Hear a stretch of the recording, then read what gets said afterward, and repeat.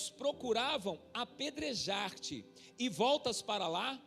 Respondeu Jesus: não são 12 as horas do dia? Se alguém andar de dia não tropeça, porque vê a luz deste mundo. Mas se andar de noite, tropeça, porque nele não há luz. Isto dizia, e depois lhes acrescentou: nosso amigo Lázaro adormeceu, mas vou para despertá-lo. Disseram-lhe, pois, os discípulos: Senhor, se dormes, estarás salvo. Jesus, porém, falara a respeito da morte de Lázaro, mas eles supunham que tivesse falado do repouso do sono. Então Jesus lhes disse claramente: Lázaro morreu, e por vossa causa me alegro de que lá não estivesse, para que possais crer, mas vamos ter com ele.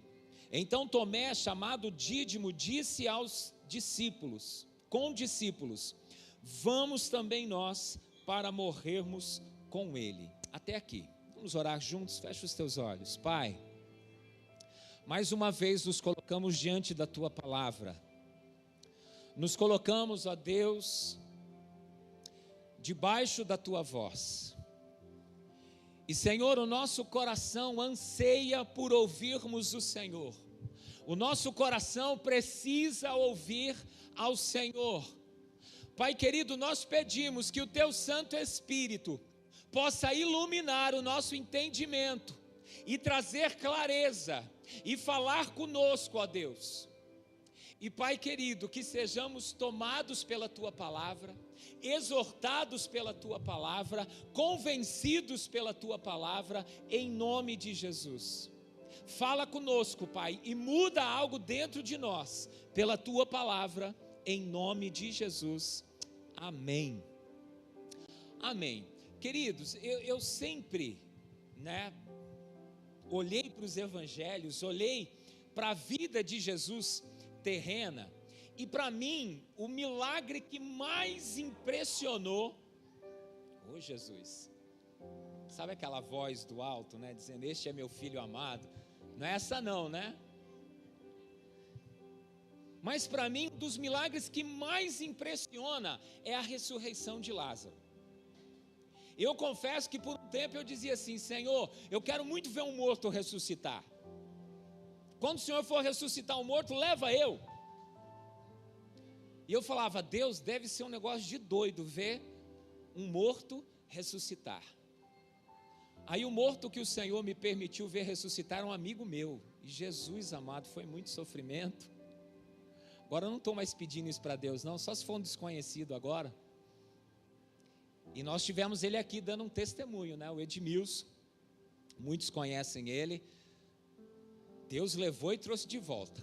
Foi um negócio de doido que aconteceu com ele, Mas para mim impressiona o fato de Jesus ter ressuscitado Lázaro dos mortos, e um morto ainda de 4 dias. A gente conhece a história, a gente sabe que quando Jesus manda que a pedra seja removida, uma das irmãs diz assim para Jesus, Senhor, já não cheira bem, já são 4 dias que nós o sepultamos.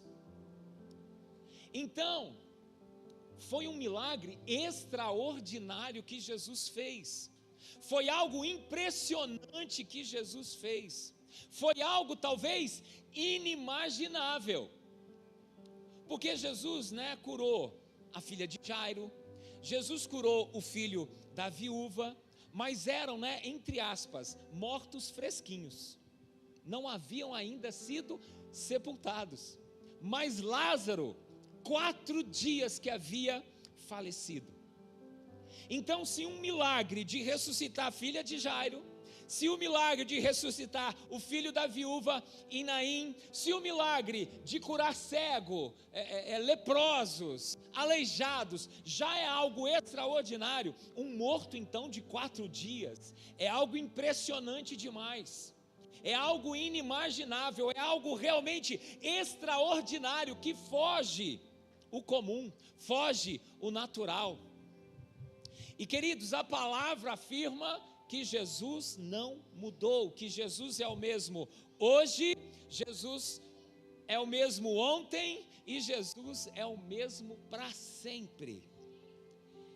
Então o Jesus que fez algo extraordinário lá atrás, há pouco mais de 2000 anos, é o mesmo Jesus que pode operar e fazer coisas extraordinárias neste tempo, neste momento, e por que não dizer hoje?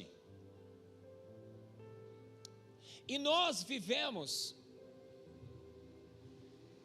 momentos na nossa vida que a gente anseia por um milagre de Jesus.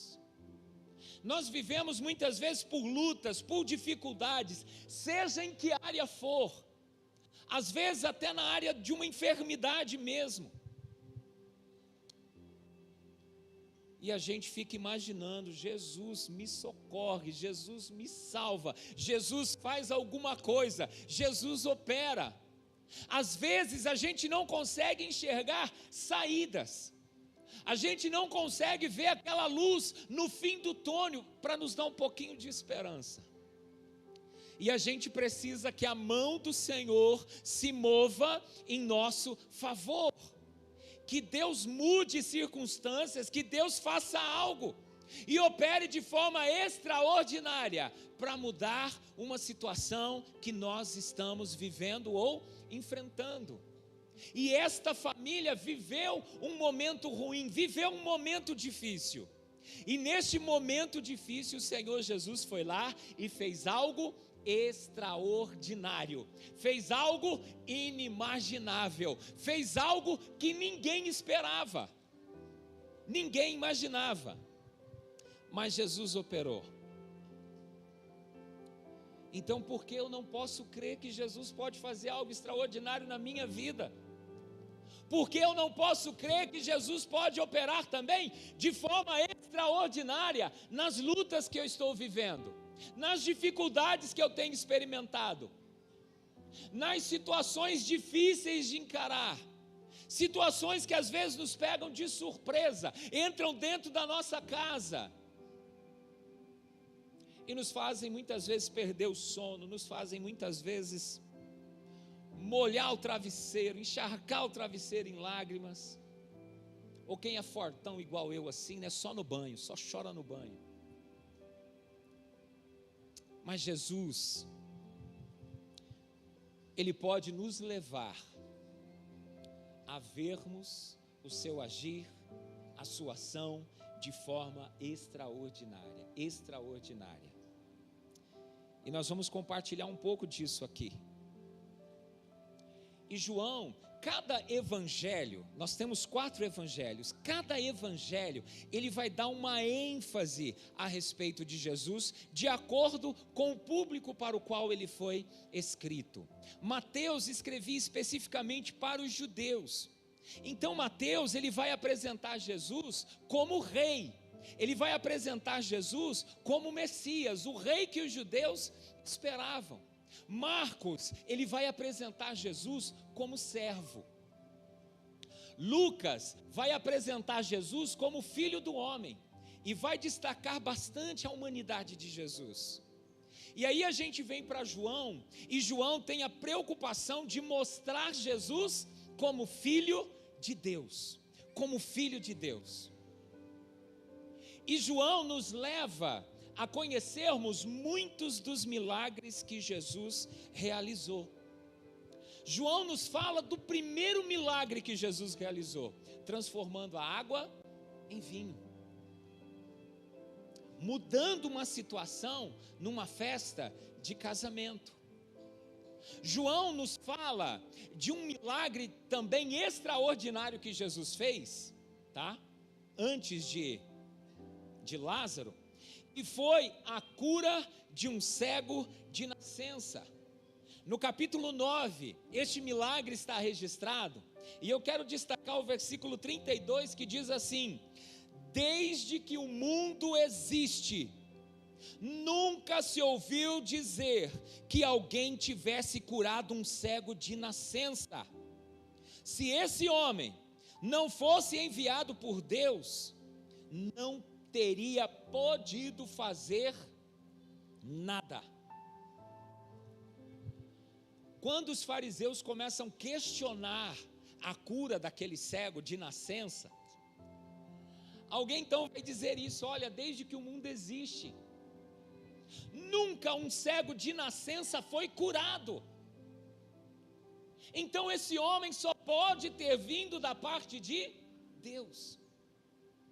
Então João, para mostrar a autoridade de Jesus, para mostrar que Jesus era filho do Deus Altíssimo, ele vai nos contar, ele vai registrar muitos dos milagres de Jesus.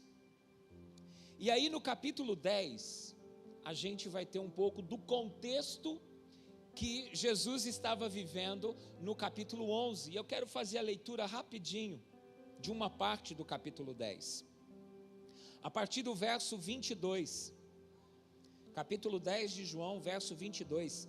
Celebrava-se em Jerusalém a festa da dedicação. Era inverno. Jesus passeava no templo, no pórtico de Salomão. Rodearam-no, pois, os judeus e o interpelaram: até quando nos deixará a mente em suspenso? Se tu és o Cristo, dize-o francamente. Respondeu-lhe Jesus: já vô-lo disse, e não credes. As obras que eu faço em nome de meu Pai testificam a meu respeito, mas vós não credes, porque não sois das minhas ovelhas. As minhas ovelhas ouvem a minha voz e eu as conheço, e elas me seguem. Eu lhes dou a vida eterna, jamais perecerão, e ninguém as arrebatará da minha mão. Aquilo que meu Pai me deu é maior do que tudo, e da mão do Pai ninguém pode arrebatar. Eu e o Pai somos um. Novamente pegaram os judeus em pedras para lhe atirar. Disse-lhe Jesus: tenho-vos mostrado muitas obras boas da parte do Pai. Por qual delas me apedrejais? Responderam-lhe os judeus: não é por obra boa que te apedrejamos, e sim por causa da blasfêmia, pois sendo tu homem, te fazes Deus a ti mesmo. Replicou-lhe Jesus: não está escrito na vossa lei? Eu disse: sois deuses? Se ele chamou deuses aquele a quem foi dirigida a palavra de Deus, e a Escritura não pode falhar, então daquele a quem o Pai santificou e o enviou ao mundo, dizeis: tu blasfemas, porque declareis: sou filho de Deus. Se não faço por obras de meu Pai, não me acrediteis, mas se faço e não me credes, credes nas obras, para que possais saber e compreender que o Pai está em mim e eu estou no Pai. Nesse ponto procuravam outra vez prendê-lo, mas ele se livrou das suas mãos, novamente se retirou para além do Jordão, para o lugar onde João batizava no princípio, e ali permaneceu. Iam muitos ter com ele e diziam: realmente João não fez nenhum sinal, porém tudo quanto disse a respeito deste era verdade, e muitos ali creram nele. Então olha o contexto: Jesus estava em Jerusalém, Jesus estava falando francamente para os judeus que ele era o Filho de Deus, e os judeus buscavam apedrejá-lo, buscavam prendê-lo, buscavam matá-lo. E aí entra o capítulo 11, e eles estão então retirados longe de Jerusalém, porque lá os judeus buscavam a cabeça dele. E aí eles recebem uma notícia: mensageiros chegam da parte de uma família muito especial para Jesus, muito querida de Jesus. E esses mensageiros então vão dizer: olha, Lázaro, aquele a quem o Senhor ama, está muito enfermo. E aí Jesus vai dizer: olha, essa enfermidade não é para a morte. Mas Jesus ainda se demora ali 2 dias. E aí ele começa a falar com os discípulos e dizer: olha, vamos para lá. E os discípulos: Senhor, está batendo bem não? Todo mundo quer te matar lá? O Senhor quer descer para lá? E aí Jesus vai falar: olha, Lázaro adormeceu, eu preciso despertá-lo. E os discípulos: não, mas se ele está dormindo, então está tudo bem, está tranquilo, está descansando. E aí Jesus vai falar também abertamente com eles: Lázaro morreu, e por causa de vocês eu estou feliz de não ter ido lá, porque lá eu vou fazer algo e vocês vão crer em mim. Crer em mim.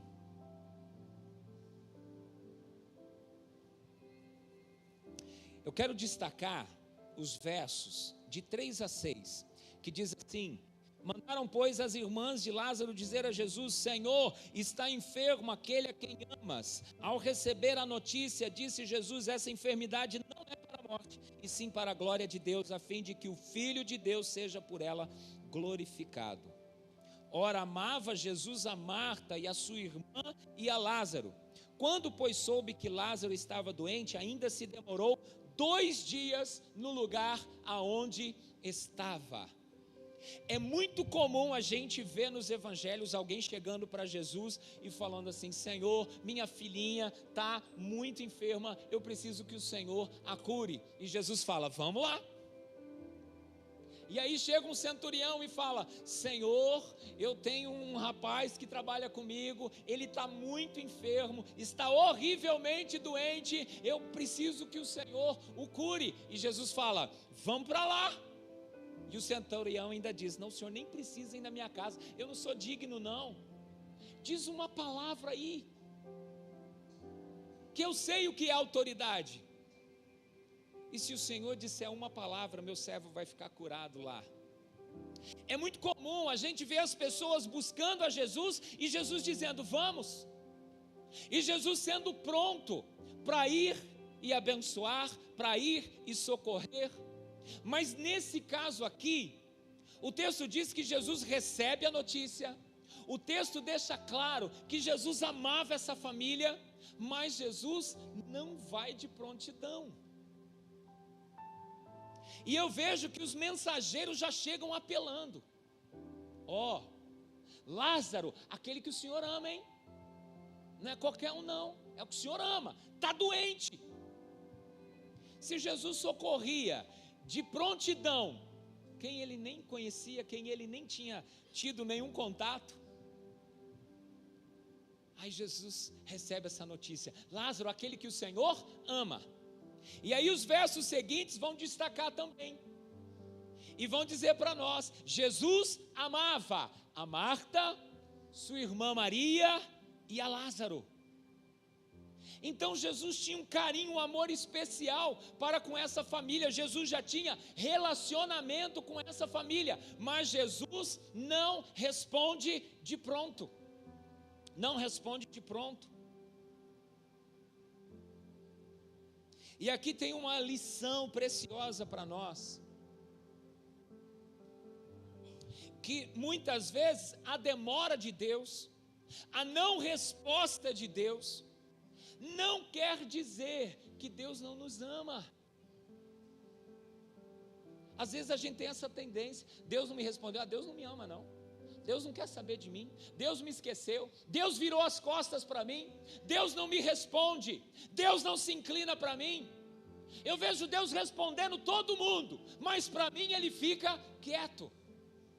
O texto deixa claro que aquela família era uma família amada, que Jesus amava Marta, Jesus amava Maria, Jesus amava Lázaro, mas Jesus não responde de prontidão.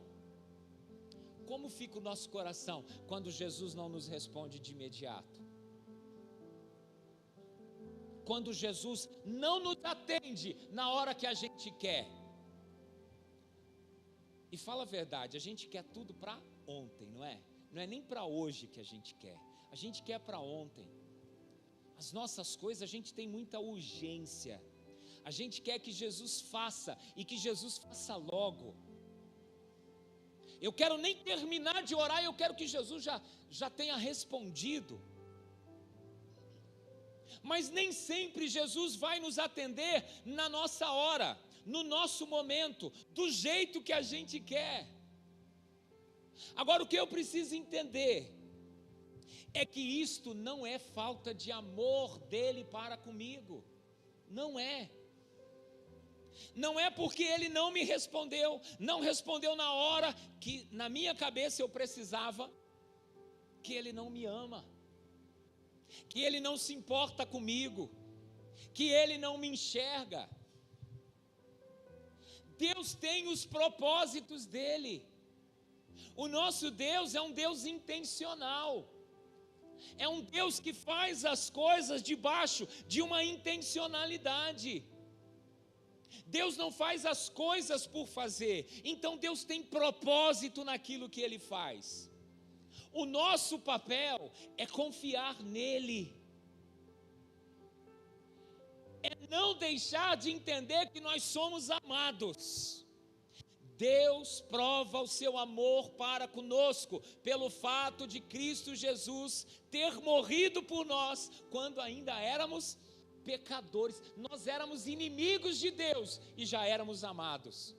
E Deus já provava o amor dele por nós, entregando Jesus por nossa causa, em nosso lugar.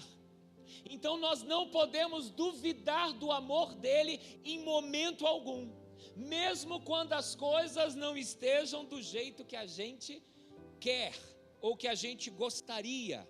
Passamos por lutas, passamos por dificuldades, a enfermidade também entra dentro da nossa casa. Muitas vezes o luto entra dentro da nossa casa. Muitas vezes circunstâncias ruins, terríveis, horríveis, entram dentro da nossa casa, mas isso não significa que Deus virou as costas para nós, que nós não somos amados de Deus. Às vezes passamos por lutas que a gente não entende, a gente não compreende. Vocês pensam que Jó compreendia? O que Jó sofreu, as perdas que Jó teve, sendo fiel a Deus, e sofrendo perdas em cima de perdas, e ainda vêm os seus amigos e começam a apontar o dedo. Jó nunca deixou de ser amado, nunca deixou de ser amado, nunca deixou de ser cuidado. E no momento certo, na hora de Deus, Deus interviu, Deus restituiu, Deus restaurou, Deus mudou a sorte de Jó. Então pensa dessa forma, que você é uma pessoa muito amada, muito querida no coração de Deus. Embora as lutas, embora as dificuldades, embora os problemas que doem, que te levam muitas vezes a se desesperar, que te levam a chorar, que enche o teu coração de angústia, mas Deus não deixou de te olhar. E o fato de Deus não ter respondido ainda, não significa que Ele não vai responder. Não significa que Ele não virá em teu socorro. Não significa que Ele não vai agir e fazer algo extraordinário na sua vida ou na sua casa. Então, falta de resposta não é falta de amor da parte de Deus. Mas às vezes Deus está nos preparando. Às vezes Deus está movendo as circunstâncias. Às vezes Deus está afunilando as coisas para que no momento certo, quando tudo se encaixar, Ele venha e opere de forma extraordinária e te faça experimentar um milagre inimaginável. Algo que você não imaginava, algo que você não esperava. Então entenda isso, que às vezes Deus não vai nos responder para ontem, às vezes Deus não vai nos responder para hoje, às vezes Deus não vai nos responder para amanhã, vai levar um tempo, mas o cuidado dEle, o amor dEle, os olhos dEle vão sempre estar sobre nós. Sempre vão estar sobre nós. Por isso nós precisamos confiar. entregar, continuar orando. Percebe o quanto Jesus falava sobre, a gente perseverar, sobre a gente insistir. Histórias que Jesus contou para ilustrar isso. Lembra do juiz Inico? Daquela senhora viúva que ficava importunando o juiz, importunando o juiz, importunando o juiz. Chegou uma hora que o juiz não aguentou mais e falou: olha, eu não temo a Deus, eu não temo os homens, mas eu vou atender essa mulher, porque eu não aguento mais essa mulher. E Jesus vai falar: olha, quanto mais Deus, que é cheio de amor, que é cheio de graça, vai nos atender. Então vale a pena persistir, confiar, esperar em Deus, porque a nossa resposta também vai chegar, vai chegar. Amém?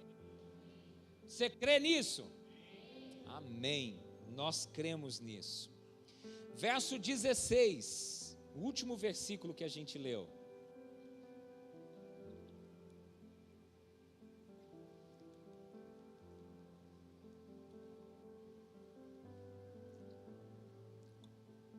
Verso 16 diz assim: então Tomé, chamado Dídimo, disse aos condiscípulos: vamos também nós, para morrermos com ele. Havia uma dificuldade de voltar para Betânia, porque Betânia ficava na Judéia. Judéia era o lugar aonde Jesus quase foi apedrejado publicamente. Praticamente, Betânia era um bairro de Jerusalém. Ficava a 5 quilômetros de Jerusalém. 5 quilômetros, gente. O ribeiro corre em 6 minutos. Tá atleta esse menino, viu? Tá atleta, cola nele, gente. Tá? Rapidinho. Então ir para Betânia era correr o risco de levar umas pedradas, de ser linchado.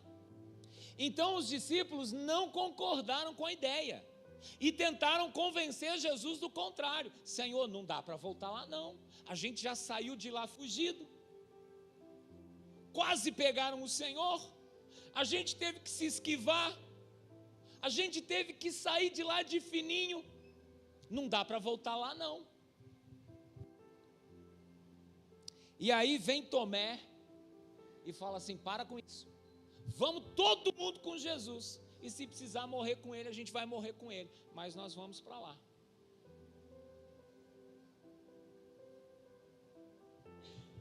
E a lição que fica para a gente aqui é que nós precisamos, quer experimentar algo extraordinário? Para isso a gente precisa se posicionar com Jesus. Ou eu estou com Jesus ou eu não estou com Jesus. Porque às vezes a gente só quer estar com Jesus na hora boa. A gente só quer estar com Jesus quando estar com Jesus me oferece segurança. Aí de boa, tranquilo aqui estar com Jesus. Olha esse culto aqui, só gente perfumada e cheirosa aí. Olha que beleza, cadeirinha aí confortável, de boa aqui. Só esse pastor com essa voz de taquara dele aí que incomoda um pouco, mas aqui está de boa.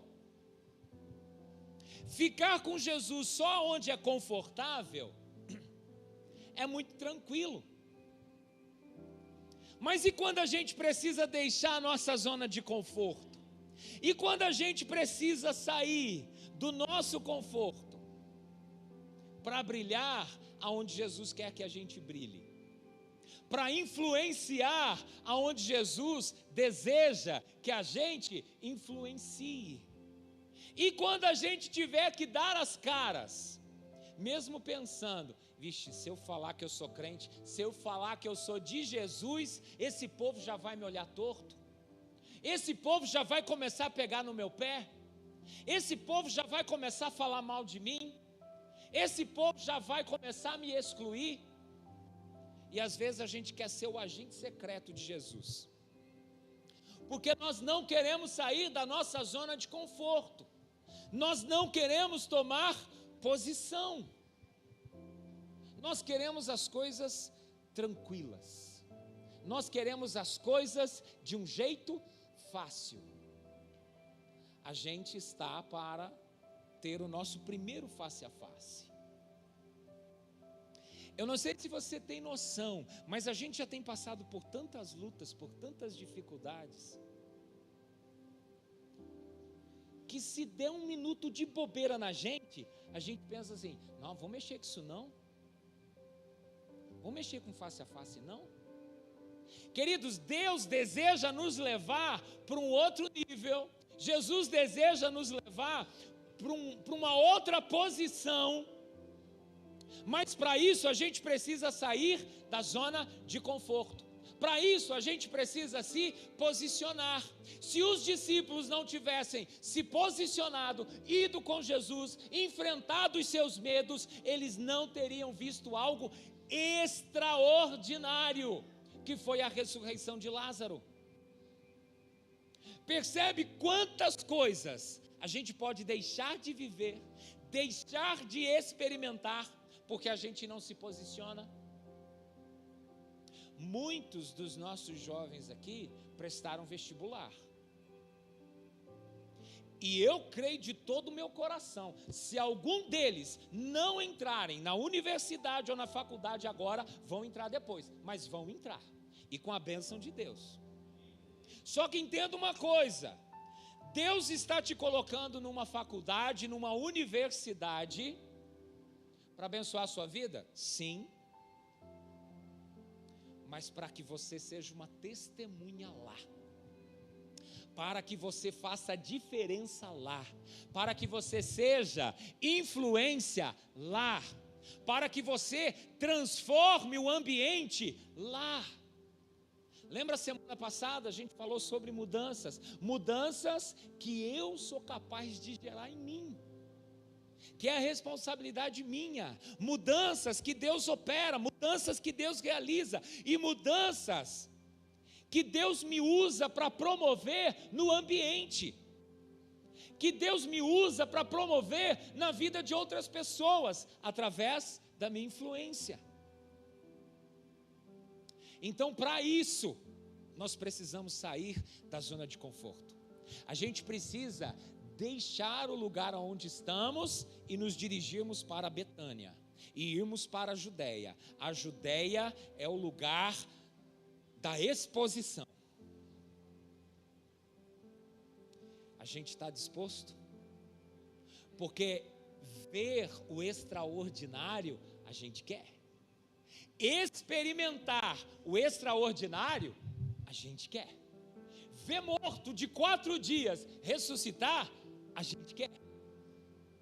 Mas e sair da zona de conforto? E descer para Betânia? E voltar para a Judéia, aonde já prometeram que querem a tua cabeça? Às vezes nós vamos precisar sair da zona de conforto, nós vamos precisar nos posicionar para a gente experimentar, para a gente viver o extraordinário de Deus. Nós precisamos entender que como igreja, nós somos o corpo de Cristo Jesus. Ele é o cabeça, nós somos o corpo. Jesus promove o seu reino através da sua igreja. A igreja foi deixada aqui por Jesus para marchar, para avançar, para fazer as mesmas coisas que ele fazia, para pregar o amor, para pregar o arrependimento, para pregar a salvação, para anunciar a vida eterna nele, para fazer prodígios e sinais, para realizar curas, para em nome dele fazer ou trazer o extraordinário do céu para a terra. A gente diz que o Espírito de Deus habita em nós, faz em nós morada. Nós vimos que ele não mudou, ele permanece o mesmo. Os milagres do passado precisam ser os milagres do presente. Os enfermos vão ser curados. Os cativos serão libertos. Mas para isso a gente precisa deixar a nossa zona de conforto, deixar a nossa zona de conforto, nos posicionarmos ao lado de Jesus.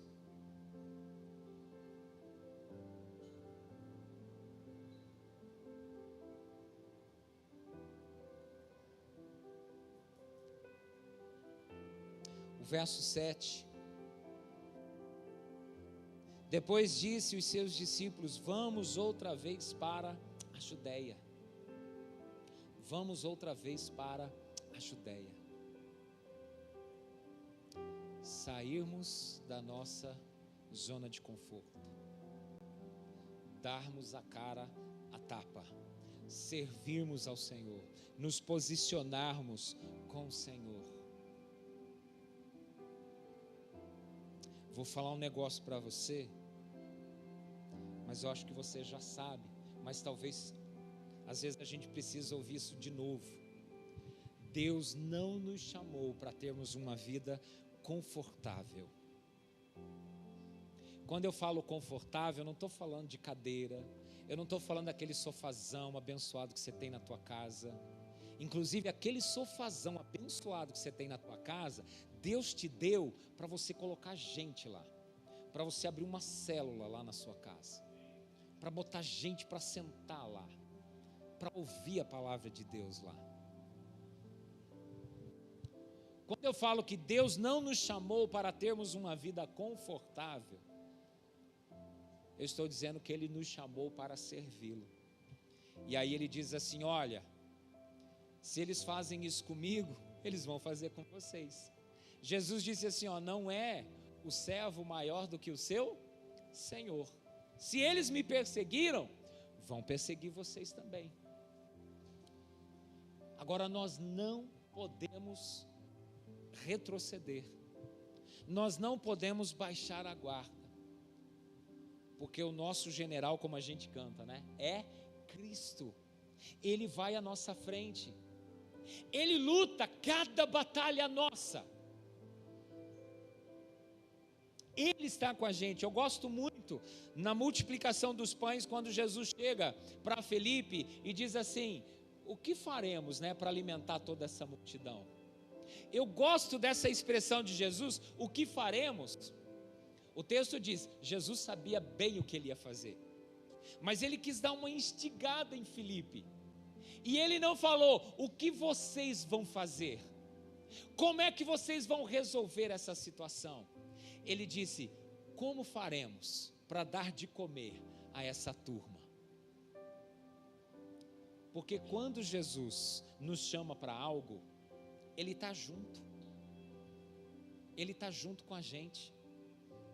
Lá na faculdade, Ele está junto com a gente. Lá no nosso serviço, lá no nosso trabalho, Ele está junto com a gente. Quando você for evangelizar alguém, Ele está junto com você. Tudo que o Senhor nos propõe fazer, Ele está junto.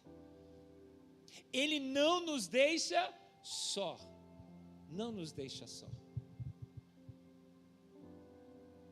Por isso, com Ele vale a pena sair da zona de conforto, para viver e experimentar o extraordinário. Ou glória, né? Aqui é o seguinte, vocês viram que a gente está mudando a formatação do culto, né? Então agora tem uns efeitos de áudio especiais aí para mexer com você, para te dar um susto, tá? O pastor falou e Deus, né, fez tremer as cadeiras, né? Foi isso, Marcos? Foi.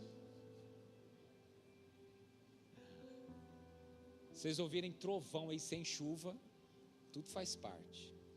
Daqui a pouco a gente traz aí uns efeitos especiais. Mas, queridos, o Senhor está conosco. E Ele nos chamou para fazermos a diferença, para sermos influência nessa geração, nesse tempo, aonde Ele nos colocou. Não pensa você, pastor, eu não estou na faculdade, pastor, eu não trabalho, então eu estou de boa. Não, ninguém está de boa. A gente vai estar de boa lá no céu. Lá no céu a gente vai estar de boa. Mas enquanto a gente respirar nessa terra, Deus não quer a gente na zona de conforto. Deus quer a gente sujando as mãos. Deus quer a gente entrando lá no lamaçal, tirando gente encardida de lá, abençoando, sendo influência para transformar, para escrever uma nova história na vida de tanta gente. Então o Senhor tem nos chamado para irmos para Betânia. E vou dizer uma coisa, a gente está falando, Betânia é o lugar do desconforto, mas é em Betânia que o extraordinário acontece. É em Betânia que nós vamos ver e experimentar coisas inimagináveis, coisas que a gente não sonha, coisas que a gente não espera. Às vezes a gente está na nossa zona de conforto, vivendo a nossa vidinha, confiando em Deus, mas experimentando muito pouco, experimentando muito aquém do que Deus deseja realizar e fazer. Agora, se a gente dá as caras, se a gente vai para Betânia, se a gente sai do lugar nosso de conforto e fala, eu vou servir a Deus na igreja, eu vou servir a Deus fora da igreja, eu vou servir a Deus no face a face, eu vou me envolver com o ministério, eu vou cuidar de gente, eu vou abrir a minha casa, eu vou abrir uma célula na minha casa, se prepara, porque é aí que o extraordinário começa a acontecer. Nós éramos pastores em Manoel Ribas, uma cidadezinha pequenininha, no centro do Paraná. Você pega o mapa do Paraná, você coloca o teu dedo bem no meio assim, vai dar em Manoel Ribas. A gente tinha orgulho de dizer que nós éramos o coração do Paraná, porque a gente estava bem no centro de Paraná. Só que Pitanga, cidade vizinha, falava a mesma coisa, que eram eles, mas nunca foi, tá? Embora no mapa, numa região rural e remota, o centro do Paraná está lá, no município de Pitanga.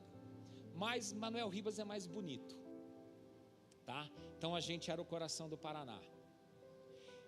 E nós fomos para lá para reabrir uma igreja. E a gente lá, servindo ao Senhor, e nós começamos a experimentar tantas coisas extraordinárias, nós começamos a fazer tantas coisas sem recursos, sem dinheiro, e tudo que a gente propunha fazer, Deus abençoava, Deus abria as portas, a gente conseguia, e começamos a experimentar um monte de coisa. E aí nós éramos vinculados ao departamento de missões da convenção, e chega nos meses de junho, julho e agosto, são meses de campanha de missões estaduais. Então a gente tinha que visitar algumas igrejas e falar do trabalho em Manoel Ribas. E aí a gente saía e falava, Deus está fazendo isso, Deus está promovendo isso. E uma vez um senhor chegou para mim de uma outra igreja, de uma cidade maior, uma igreja bem maior que a nossa, e ele perguntou assim para mim, pastor, por que vocês estão experimentando tanta coisa lá, e a gente aqui não vê essas coisas? Por que está acontecendo tudo isso lá, e aqui na nossa igreja, eu não vejo nada disso? Aí eu com muito carinho e amor falei para ele o seguinte, porque lá a gente não tem outra alternativa, senão abraçar todo mundo, né? Sair para a batalha.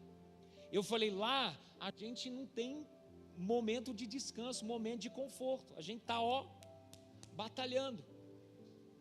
E eu falei, é muito possível que às vezes quando a igreja ela toma assim, né, um tamanho, um corpo, ela meio que se acomoda. Não, tá bom, a gente vai lá, a gente ouve o pastor, a gente ouve uma pregação, de vez em quando eu apareço na célula, né? Ou então eu fico em casa mesmo, assisto a transmissão. A gente vai se acomodando.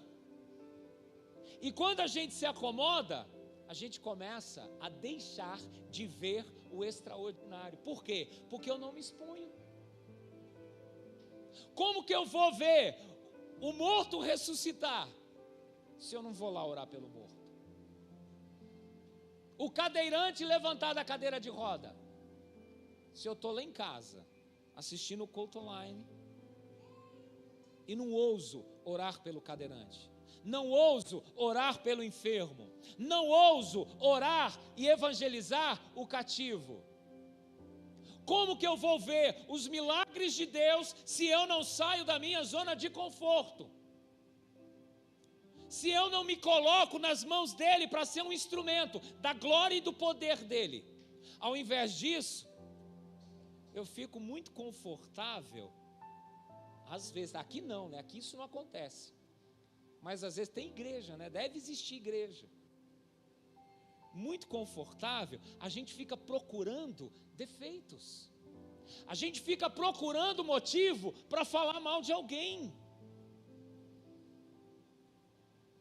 para culpar alguém pelas minhas dificuldades, pelas minhas limitações, para criticar alguém, porque eu não faço aquilo que eu deveria fazer.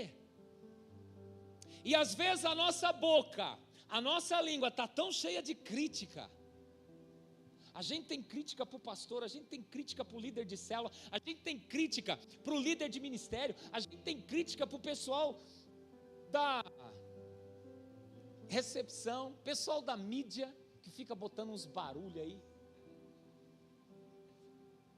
A gente acha, e é tão fácil achar as coisas para criticar, é tão fácil a gente achar as coisas para falar mal. Às vezes a gente fala, nossa, passei na igreja ali, tinha um copo no chão ali, um copo sujo. Mas a gente não abaixou para pegar. Mas a gente contou para todo mundo. Lá no trabalho, a gente não lembra o que o pastor pregou, o que Deus falou na palavra. Mas a gente lembra de falar, nossa, o café estava horrível lá na igreja. Meu Deus do céu, se soubesse, tinha nem tomado. Nossa, lá naquela igreja, lá tem gente que não cumprimenta, tem gente que não fala com você. Mas você cumprimenta muito. Você abraça todo mundo. Às vezes o nosso coração está tão cheio de coisa ruim, que da nossa boca não vai sair nada que abençoa. E aí a gente não vê as coisas acontecendo, a gente não vê o extraordinário, a gente não vê os milagres, a gente não vê Deus operando, e a culpa é daquele pastor. A culpa é daqueles líderes de célula que não oram direito. A culpa é sempre do outro. E aí fica difícil de você ver e de você experimentar. Gente, defeito, eu tenho um monte, você nem precisa buscar muito não, tá? É fácil. Bate 2 minutos de papo com a V, ela vai entregar tudo. E eu nem ligo, sabe por quê? Eu estou aqui pela graça de Deus, não é por mérito, não é porque eu sou melhor do que ninguém. É a conversa que nós temos com os homens aqui. Aqui na segunda-feira a gente sempre fala, farinha do mesmo saco, somos iguais. Tudo pecador, tudo comedor de feijão que precisa desesperadamente da graça de Deus. Porque se não é Deus na nossa vida, a gente só vai falar dos outros, a gente só vai criticar os outros, a gente só vai achar defeito em tudo. E igreja nenhuma vai prestar para a gente. Agora, a gente não fala de Jesus para os outros. A gente não abraça o outro. Às vezes a gente não está abraçando nem os irmãos da igreja. Então, querido, sair da zona de conforto é isso. É parar às vezes de olhar só para o nosso umbigo. É parar de às vezes ter as lentes assim, né, do óculos de crítica para tudo. E em vez de criticar, eu vou somar. Em vez de falar mal, eu vou ajudar a ser parte de uma solução. E aí sabe o que acontece? A unidade começa a tomar conta de um jeito, a comunhão começa a tomar conta de um jeito, e aí a palavra afirma assim, no Salmo 133, é bom, é suave, é agradável a Deus, que os irmãos vivam em unidade. E aí, o versículo 3 diz assim, ali, aonde a comunhão, aonde a unidade, Deus ordena a bênção e a vida para sempre, a bênção e a vida para sempre. Então, como igreja, a gente precisa entender essa realidade, porque às vezes, ao invés de eu estar promovendo o reino de Deus, eu estou sendo empecilho a Deus, de Deus promover a vontade dEle. E gente, como eu disse, somos farinha do mesmo saco. Se eu não tomar cuidado, é fácil para mim ter o mesmo comportamento e a mesma postura, de criticar, de falar mal, esse povo não me entende, esse povo não faz o que eu peço, esse povo não sei o quê. Mas eu não quero fazer parte daqueles que criticam, eu quero fazer parte da solução. Crítica pode até ter lógica ou sentido, ou pode até não realmente ter um monte de coisa errada que precisa ser corrigida, mas nós não vamos corrigir só apontando o dedo, nós vamos corrigir arregaçando as mangas e falando, pastor, líder de célula, líder de ministério, conte comigo. O que nós precisamos fazer? Como é que a gente pode resolver isso daqui? Como é que eu posso ajudar a ser bênção, a promover isso daqui? Como é que eu posso ajudar a mover, a mudar a realidade que a gente tem vivido hoje? Então Deus nos chamou para sermos solução, não parte de problema, não parte de problema. Se você é crente, o Espírito Santo de Deus habita dentro de você, você foi chamado para ser solução, para fazer parte da solução. Entenda isso, entenda isso. E se, Jesus falou, olha, quem comigo não ajunta, esparrama. Você quer se juntar a Jesus e juntar com Ele? Ou você quer esparramar e ficar longe da presença dEle? A escolha é individual. A escolha é de cada um. Só que quando o Senhor Jesus começar a fazer o extraordinário na vida de quem junta, você não reclama com Deus dizendo que Ele não te ama. Porque Ele te ama. Mas as suas escolhas vão levar você para pertinho dEle ou para longe dEle. E para a gente acabar. Tá bom. Acredito em vocês.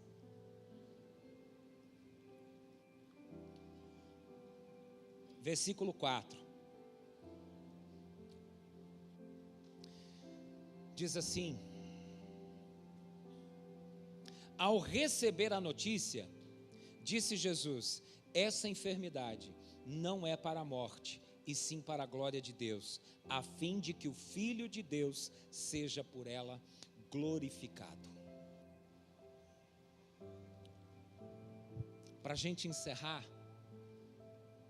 nesse versículo, Jesus está dizendo assim, essa situação não vai acabar em morte, mas vai acabar no nome de Deus sendo glorificado. A princípio, ele morre. A princípio, a gente pode não entender nada. Imagina as irmãs recebendo a notícia dos mensageiros. E aí, achou Jesus? Achamos. E aí, Jesus está vindo? Não pareceu que ele estava vindo não. Mas o que ele falou? A gente escutou ele falando que a enfermidade do seu irmão não é para a morte. Ai, que alívio. Porque Lázaro está tão ruim que eu achei que ele fosse morrer. Então ele não vai morrer. E aí ele morre. Aí dá um nó na cabeça das irmãs. Como muitas vezes a gente vive momentos e situações que dão um nó na nossa cabeça, que a gente não entende. Por que, meu Deus, tanto sofrimento? Por que, meu Deus, tanta luta? Por que, meu Deus, tem que viver essa situação? E a gente não entende. Agora a lição que fica para a gente aqui, para a gente realmente encerrar, é que Jesus pode pegar algo realmente ruim. Jesus pode pegar uma situação ruim e transformar em algo completamente extraordinário. Às vezes a gente está olhando para a nossa situação é tão ruim, mas é tão ruim. E a gente não tem noção do que Jesus pode fazer através dessa situação ruim, como Ele pode transformar essa situação ruim e fazer com que a gente experimente algo extraordinário. Extraordinário. A partir do verso 23, Jesus conversando com as irmãs: o seu irmão vai ressuscitar, disse Jesus. Marta respondeu: eu sei que ele vai ressuscitar no último dia. Então Jesus afirmou: eu sou a ressurreição e a vida. Quem crê em mim, ainda que morra, viverá. E quem vive e crê em mim, nunca morrerá. Você acredita nisso? Sim, Senhor, disse ela, eu creio que o Senhor é o Messias, o Filho de Deus, que devia vir ao mundo. Jesus fala para ela: o seu irmão vai ressuscitar. Ah, Jesus, eu sei que ele vai ressuscitar, né? No último dia. Ela nem imaginava o que Jesus estava para fazer, o que Jesus ia realizar. Ela nem imaginava que Jesus ia fazer algo tão extraordinário, que ia espantar todo mundo que ali estava. Querido, se Jesus ressuscitou a Lázaro depois de 4 dias morto, o que é o problema que a gente tem vivido hoje? A gente nem morreu ainda. Mas se morresse também, tinha acabado todos os problemas, né? A gente sim, né? Mas quem fica não. Mas entenda que o seu problema, Jesus pode transformar em algo, numa experiência extraordinária. Extraordinária, para abençoar a sua vida, para abençoar a sua casa, para abençoar a sua família. Quero convidar você a fechar os seus olhos. Nós vamos orar.